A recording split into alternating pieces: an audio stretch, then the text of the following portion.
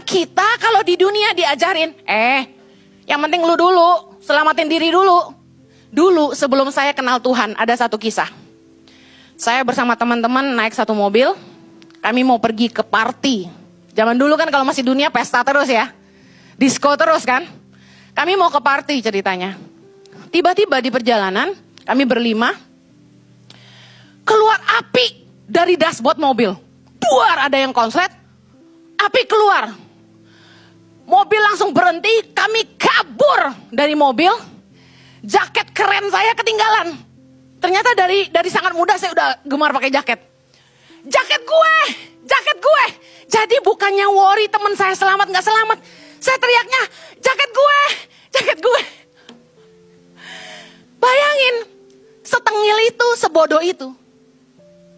Henny versi dunia, egois banget, mikirin diri sendiri. Saya pernah cerita bagaimana ketika saya diajak Jojo pelayanan, mulai bergabung di gereja.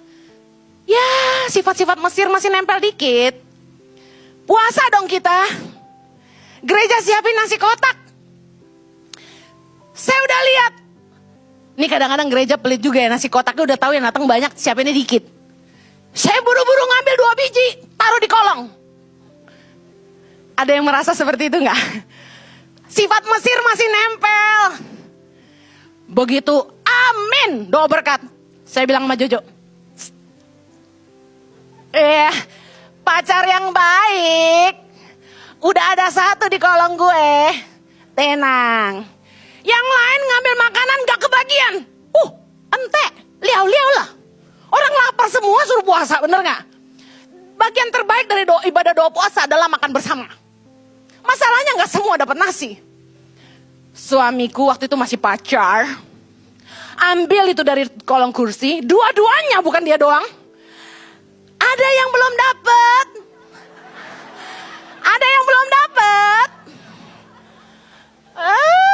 Dalam hati gue waktu itu, dasar cowok cari muka. Terlaluan, gak menghargai kerja keras gue lo ya. Udah gue umpetin di kolong, dikeluarin. Sifat Mesir. Saya kasih tahu, bagi dunia, save yourself, leave others. Tinggalin orang lain. Ngapain pusing orang? Yang penting kita kaya, yang penting kita untung dong. Gak usah pusing.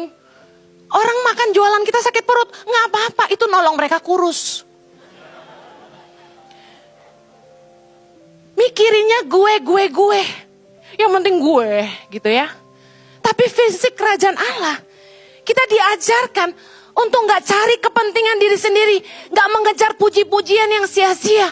Makanya saya selalu bilang gini, if it doesn't matter who gets the credit, more jobs can be done. Kalau kita nih sebenarnya gak terlalu pusing siapa yang dipuji. Masing-masing orang lakukan aja bagian mereka. Tanpa mencari pujian dari manusia. Banyak hal yang kita bisa kerjakan. Setiap kali saya ngajak gereja-gereja yang saya layani, yuk jadi berkat bagi bangsa yuk. Mau gak saya bikinin project mission buat gereja? Mau gak saya bantuin? Gak usah pakai nama tangan pengharapan deh. Pakai banner gereja deh. Yang penting gereja urusin. Setahun saya bikinin. Saya pergi, gak usah bayarin saya urusin. Gak mau. Kenapa? Pasti tangan pengharapan katanya. Padahal enggak. Saya gak peduli ada nama tangan pengharapan atau enggak.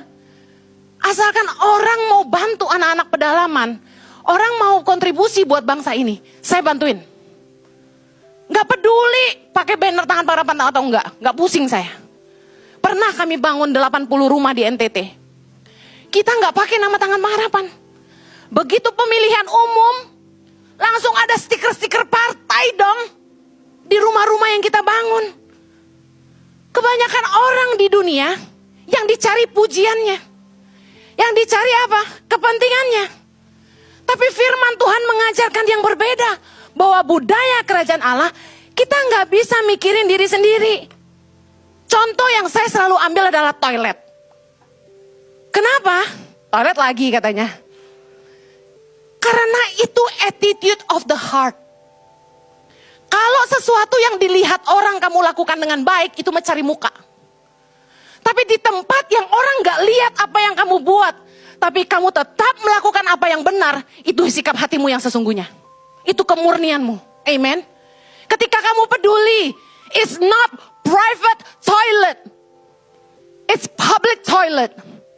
Even kalau Anda punya toilet pribadi, Anda jaga bersih-bersih bukan? Kecuali Anda JOROK.